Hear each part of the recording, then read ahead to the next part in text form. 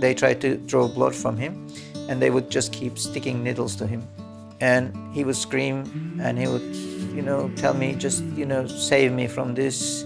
He would turn to doctors and, cry, say that, don't do this to me. And then they had to actually put him to an emergency operation that he had to get a central line, basically. That was probably the worst moment.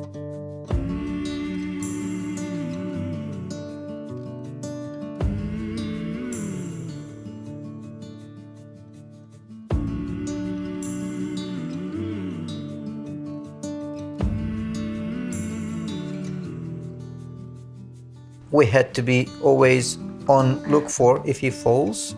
Any bleeding, internal or external, would not stop, essentially. You have to observe 24 hours. If he hits his head, you have to immediately go to hospital. And I must know what happened. It's the hardest part. I was always looking him. After 5 months, he hit his head and we went to hospital again. And then we found that he had also neutropenia. That made him vulnerable to any kind of disease, essentially. He was not able to eat anything, so they started feeding him from the vein. During that time, he had about 12 operations. It was like a bad dream.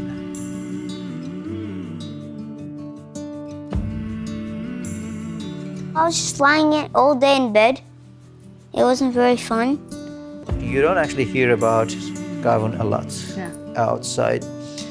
I think it is a terrible injustice to what the good work he's done in there. I mean, their diagnosis saved him. I think it's really important. I think it's not important, it is essential. After we left, we started going to hospital every once a week for checkup, and then every fortnight. Now we go every 6 months. So the progress has been amazing. He's now, hopefully, finally becoming himself. He doesn't say much, but he seems to be enjoying it. Right? Wrong. I take him to his school with a motorcycle. It's much more fun now. A lot of people, were worried about what school their children are going to go to high school in 7 years or whatever. We were thinking, can he go to school next year? So that has changed a lot. Now we are able to think about, what he's going to do in high school. So we are now able to look at the future with some sort of certainty. The meaning of your life changes, essentially.